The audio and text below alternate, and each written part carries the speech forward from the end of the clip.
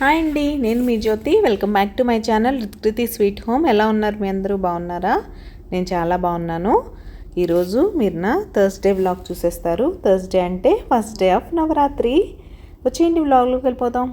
ఇక్కడ చూసారా, time 4 o'clock అయింది. నేను ఎర్లీ మార్నింగ్ 4 o'clock అయితే లేచాను. ఎందుకంటే ఈరోజు క్లీనింగ్ ఉంది. ముందు హౌస్ క్లీనింగ్, తర్వాత పూజా మందిరం క్లీనింగ్. ముందు రోజు అమావాస్య కాబట్టి ఏం చేసుకోలేకపోయాను. అన్నీ ఈరోజు మార్నింగే చేయాలని 3:45కి అలా అయితే లేచి 4 o'clockకి ఫ్రెష్ అయ్యి వచ్చి ముందు ఆయిల్ అయితే పెడుతున్నాను. చాలా పనులు ఉన్నాయి కదా.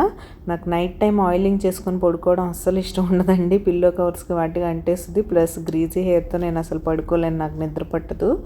అందుకే ఇలా మార్నింగ్ లేవగానే పెట్టేసుకుంటే మన పనులన్నీ అయ్యేసరికి 1 hour 1.5 hours పడుతుంది కదా, సరిపోతుంది. 1/2 hour చాలు అనుకుంటాను నేను ఆయిలింగ్ జుట్టుకు పట్టడానికి. 1/2 hour మాత్రమే ఉంచుకుంటాను కూడా, నేను అంతకన్నా ఎక్కువ ఉంచుకోలేను ఆయిల్ హెయిర్ని. చూసారా హెయిర్ ఫాల్ ఎలా అవుతుందో. ఏం చేసినా సరే ఇక్కడ వాటర్ వల్ల ఏమో తెలియదు కానీ అసలు ఇక్కడికి వచ్చినప్పటి నుంచి జుట్టు అంతా ఊడిపోయి అసలు ఏం లేకుండా అయిపోయిందండి. ఇప్పుడు చూడండి, మీకు చూపిస్తాను ఎంత హెయిర్ ఫాల్ అయిందో. ఏం చేస్తాం, ఏం చేయలేం. సిచ్యువేషన్స్ని బట్టి మనం వెళ్ళిపోతూ ఉంటామే. గో విత్ ఫ్లో అంటాను కదా, అది. ఇలా అయితే ఇంక క్లీనింగ్ అయితే స్టార్ట్ చేసేసాను.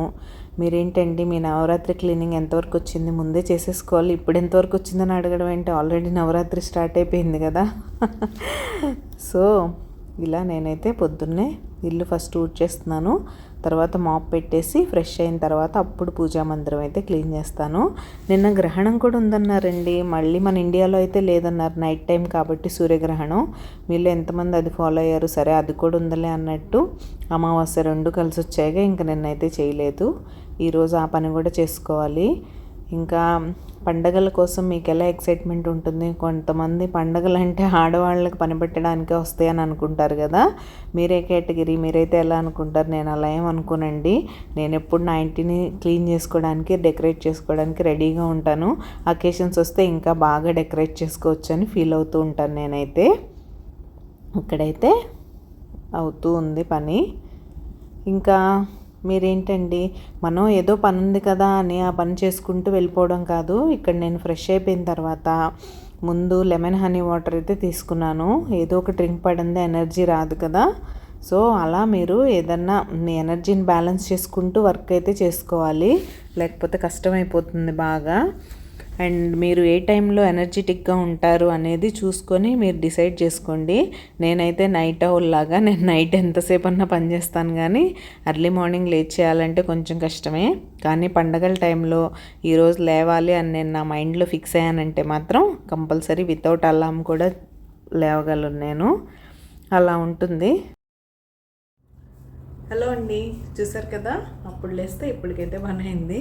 నేను ఫ్రెష్ అయ్యి హెడ్ బాత్ చేసేసి వచ్చేసాను. ఈరోజు ముందుగా మీ అందరికీ నవరాత్రి శుభాకాంక్షలు. సో ఫ్రెష్ అయిపోయి వచ్చేసాను. ఇంక ఇప్పుడు మందిరం అయితే క్లీన్ చేయాలి. యాక్చువల్గా అయితే ముందు రోజే చేసుకుంటాను, కానీ నిన్న అమావాస్య కదా చేయలేదు. సో ఇప్పుడైతే అది క్లీన్ చేయాలి. ఇంకా పనులు అయితే ఉన్నాయి. ఈరోజు నేను పింక్ శారీ, ఈ శారీ అయితే కట్టుకున్నాను. ఎలా ఉందో కామెంట్ సెక్షన్లో కామెంట్ చేయడం మర్చిపోకండి. శారీ అయితే ఇలా ఉంది.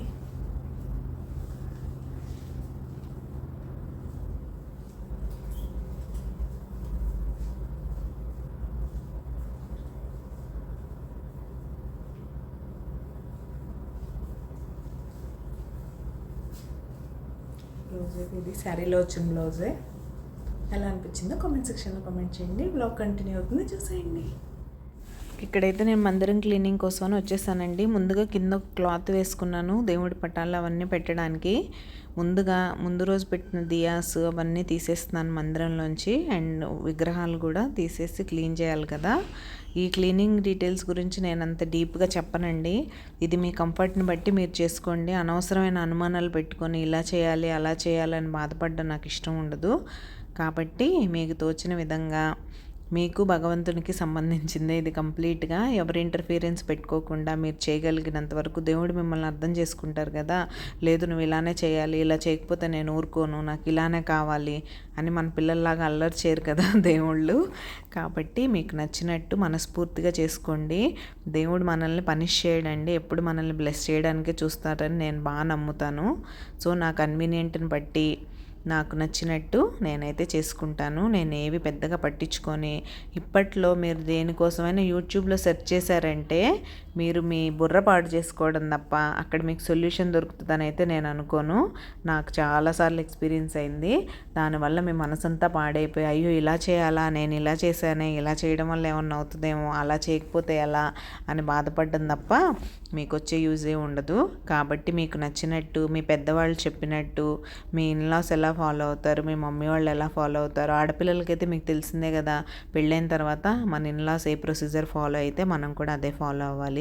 సో చక్కగా ఏమి హెజిటేట్ అవ్వకుండా మీ అత్తగారిని అడిగి తెలుసుకొని మీ ఇంటి పద్ధతులు ఏంటో దాన్ని బట్టి ఫాలో అయితే అయిపోండి. అలా మందిరం క్లీనింగ్ అయితే సింపుల్గా చూపెట్టేశాను కదా. ఇక్కడ దేవుడికి ఈరోజు నైవేద్యం అమ్మవారికి డే 1 ఆఫ్ నవరాత్రి పెసరపప్పు పాయసం, బాల త్రిపుర సుందరి అవతారం. సో నేను పెసరపప్పు పాయసం చేయడానికి వచ్చేసాను. స్టవ్ నేను నైటే కడిగి పెట్టేసుకున్నానండి. సో ఇప్పుడు నీట్గా బొట్టు అయితే పెట్టేసుకొని ఇలా ఒక ఇత్తడి గిన్నెలో పాలైతే తీసుకుంటున్నాను. పెసరపప్పు పాయసం చాలా సింపుల్గా చేసుకోవచ్చు. ముందుగా నేను పెసరపప్పు అయితే వాష్ చేసి పెట్టేసుకున్నాను. ఇలా పాలు పొంగొచ్చిన తర్వాత అందులో నీట్గా వాష్ చేసుకున్న పెసరపప్పు వేసేసుకొని పాలల్లో బాగా ఉడికించుకోండి. పెసరపప్పు ఉడికిన తర్వాత 1 కప్పు పెసరపప్పు తీసుకున్నాను నేను. 1 కప్పు పెసరపప్పుకి 3/4 కప్పు బెల్లం, కొంచెం యాలకుల పొడి అండ్ డ్రై ఫ్రూట్స్ గీలో రోస్ట్ చేసి వేసేసుకోవడమే. సింపుల్గా పెసరపప్పు పాయసం అయితే రెడీ అయిపోతుంది. మీరు పక్కన ఆలు కర్రీ చూస్తున్నారు కదా, మా పాప లంచ్ బాక్స్లోకి రోటీ ఆలు కర్రీ కావాలంది, అది కూడా సైమల్టేనియస్గా చేస్తున్నాను. ఇక్కడైతే పాయసం రెడీ అయిపోయింది. ఇలాచి వేసాను ఫైనల్గా. అండ్ గీలో ఇది మొన్న మనం చేసిన ఫ్రెష్ గీ చూడండి, పూసగా ఎంత బాగుందో. ఆ ఫ్రెష్ గీలో డ్రై ఫ్రూట్స్ అయితే క్యాష్యూస్ అండ్ కిస్మిస్ ఫ్రై చేసేసుకొని అందులో వేసేసుకుంటే అమ్మవారికి నైవేద్యం అయితే రెడీ అయిపోతుంది. దీని తర్వాత ఇంకా పూజ దగ్గర అన్నీ రెడీ చేసేసుకొని పూజ చేసేసుకోవడమే. మీరు మీ నవరాత్రి ఎలా సెలబ్రేట్ చేసుకుంటున్నారు అండ్ ఈ అవతారాలు కూడా డిఫరెంట్ ప్లేసెస్లో డిఫరెంట్గా ఉంటాయండి. మేము నాగ్పూర్లో ఉన్నప్పుడు అక్కడ డిఫరెంట్ కలర్స్ చెప్పేవాళ్ళు. బట్ నేను మాత్రం ఎప్పుడు మన విజయవాడలో కనకదుర్గాదేవి టెంపుల్లో ఏది ఫాలో అవుతారో దాని ప్రకారమే చేసుకుంటాను నేను. సో ఇలా పెసరపప్పు పాయసం అయితే రెడీ అయిపోయింది. పూజకు అన్నీ సిద్ధం చేసేసుకున్నాను. చక్కగా పూజ చేసేసుకున్నాను. మీరు కూడా అమ్మవారికి నమస్కారం చేసుకొని హారతి అయితే తీసేసుకోండి. మీ మనసులో ఉన్న కోరికలన్నీ తీరి అమ్మవారు మిమ్మల్ని అనుగ్రహించాలని మనస్ఫూర్తిగా కోరుకుంటున్నాను. ఇంకా మీరు ఎవరన్నా సబ్స్క్రైబ్ చేసుకోకుండా మన ఛానల్ చూసినట్లయితే ప్లీజ్ సబ్స్క్రైబ్ చేసుకొని నన్ను అయితే సపోర్ట్ చేయండి. హాయ్ తల్లి, ఏంటి స్కూల్ కబుర్లు? ఇంకా ఈరోజు క్రికెట్ క్లాస్ ఉంది, వెళ్ళాలి.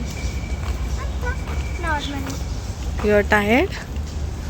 పడుకోవాలనిపిస్తుంది కానీ అమ్మ లవ్ చేస్తాను. చలో బాయ్. చూసారు కదా, మా పాప అయితే స్కూల్ నుంచి వచ్చేసింది. తనకి స్నాక్ కోసం నేను గుంత పొంగనాలు అయితే వేస్తున్నానండి. నా స్టైల్లో గుంత పొంగనాలు ఎలా వేయాలో చూపించేస్తాను, వచ్చేయండి. ముందుగా దోసపిండి తీసుకున్నాను, అందులో కొంచెం ఆనియన్స్, గ్రేట్ చేసుకున్న క్యారెట్ అయితే యాడ్ చేశాను, జీలకర్ర. మీరు కావాలంటే గ్రీన్ చిల్లీస్ కూడా వేసుకోవచ్చు. మా పాప తినదు, ఒక్కటి కనుక పంటి కిందకు వచ్చిందంటే ఇంక అది ప్లేట్ మొత్తం నాకు ఇచ్చేసి ఊరుకుంటుంది. సో నేనైతే ఆ రిస్క్ చేయదలుచుకోలేదు. ఇక్కడైతే అప్పం పాత్ర పెట్టేసుకొని ఆయిల్తో గ్రీస్ చేసేసుకున్నాను. ఇప్పుడు ఇలా అప్పే అయితే వేసేసుకోవడమే. ఇంకా మీకు నా రెసిపీస్ ఎలా అనిపిస్తున్నాయండి? మీకు కనుక నా రెసిపీస్ నచ్చుతున్నట్టయితే ప్లీజ్ లైక్ చేసి మీ ఫ్రెండ్స్ అండ్ ఫ్యామిలీకి షేర్ చేయండి, సో దట్ నాకు రీచ్ పెరుగుతుంది. ఇక్కడ మా పాప చూసారా, నాకు పడుకోవాలని ఉంది కానీ మా అమ్మ పడుకునేవద్దని చెప్తుంది. ఆఫ్టర్నూన్ 1 అవర్ పడుకుందంటే నైట్ 3 అవర్స్ డిలే చేసేసి మాకు చుక్కలు చూపించేస్తుందండి. ప్లస్ తను వచ్చేసరికి 3 o'clock అయిపోతుంది. మళ్ళీ తను 4:35 అంతా క్రికెట్కి వెళ్ళాలి. ఇంక పడుకునే టైం ఎక్కడ ఉంటుంది చెప్పండి. సో ఇలా చూసారా అప్పే ఎంత బాగున్నాయో, చాలా ఎమ్మీగా ఉంటాయి. ఏంటి అప్పే అంటున్నాను అనుకుంటున్నారా? మాకు నాగ్పూర్లో అలా అలవాటు అయిపోయిందండి. నాగ్పూర్లో ఈవెన్ ఢిల్లీ ఎన్సీఆర్లో కూడా మన గుంత పొంగనాలని అప్పే అనే పిలుస్తారు. ఆ అలవాట్లో పొరపాటుగా వచ్చింది ఇది. ఓకే అండి, ఈరోజు వీడియో అయితే ఇక్కడితో ఎండ్ చేసేస్తున్నాను. రేపు నవరాత్రి డే 2 వ్లాగ్తో మీ ముందుకు వచ్చేస్తాను. అంతవరకు టేక్ కేర్, బాయ్.